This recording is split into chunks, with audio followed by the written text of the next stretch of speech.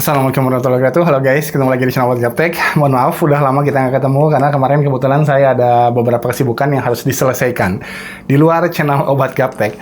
Dan juga kemarin saya nyoba-nyoba ngerakit PC sendiri, sok tahu, dan akhirnya gagal. Prosesor sama motherboardnya tuh rusak pokoknya. Tapi ya mungkin itu cerita buat konten yang lain ya. Yang jelas di konten ini saya mau ngomongin pilihan keyboard yang saya pakai aja. Dan setelah akhirnya PC saya kelar, walaupun berdarah-darah, keyboard daily driver saya, yaitu Logitech MX Mechanical, bakalan tetap jadi andalan buat PC baru saya ini. Nah, saya butuh satu keyboard lagi nih, buat laptop. Dan kebetulan, Logitech Indonesia ngirim MX Mechanical yang versi mininya. Ya, rezeki emang nggak kemana.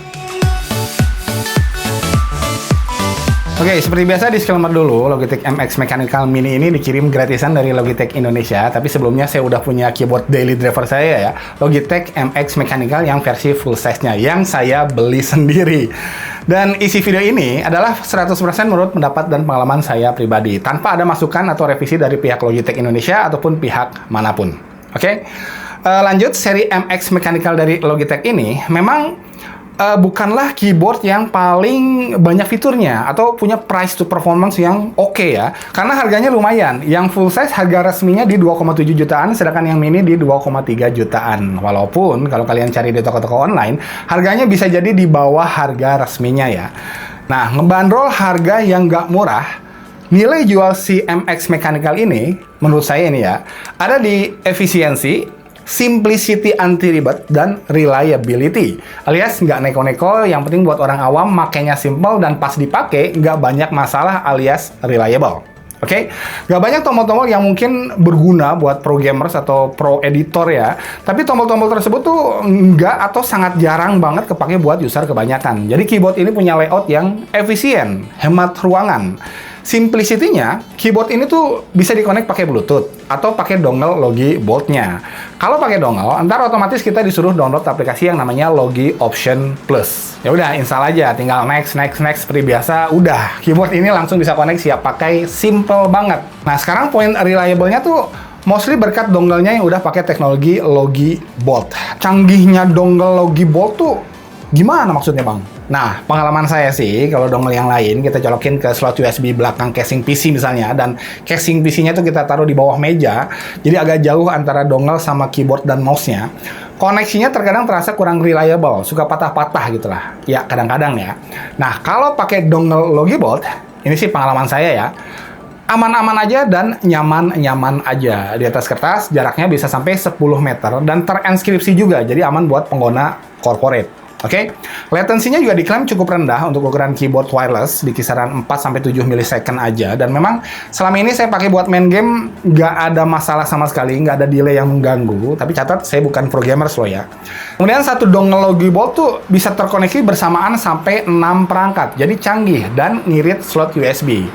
Terakhir, jujur sebelum pindah pakai seri Logitech MX Mechanical ini, keyboard saya tuh mechanical keyboard Keychron K1. Harganya mungkin sekitar 1 juta lebih murah dari ini ya. Udah RGB backlight pula. Nah, kalau di sini kan cuma warna putih doang backlightnya.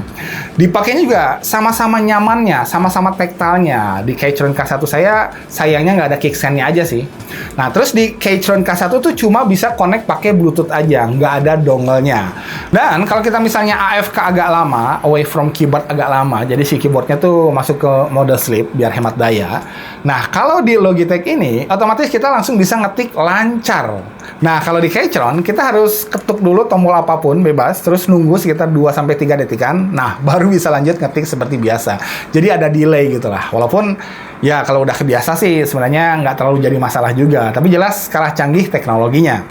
Kemudian pengisian daya di keyboard Logitech MX Mechanical ini perlu waktu sekitar 15 menit, dan baterainya diklaim bisa nyala sampai 10 bulan kalau lampu backlightnya selalu mati, dan 15 hari kalau lampu backlightnya selalu nyala. Ini irit banget ya baterainya. Ya mungkin berkat fitur hemat daya canggihnya, yang lampu backlightnya tuh kalau kita nggak pakai atau nggak ngetik, bentar aja langsung mati backlightnya. Tapi kalau telapak tangan kita ngedeket ke permukaan keyboardnya, walaupun belum menyentuh ya, backlightnya otomatis nyala lagi. Jadi kayak ada proximity sensornya gitu lah.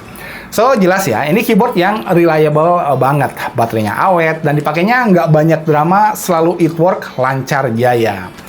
Nah, sekarang kalau kalian perlu ruang lebih buat gerakan atau sapuan mouse-nya tuh lebih leluasa buat main game misalnya, atau perlu keyboard yang lebih portable buat dibawa kemana-mana, atau juga simply karena ruang buat keyboard di meja kerja kalian tuh sangat-sangat terbatas, sekarang ada Logitech MX Mechanical versi mininya. Harganya nggak murah memang, di 2,3 jutaan. Bukan keyboard yang didesain spesifik buat gamers atau content creators misalnya.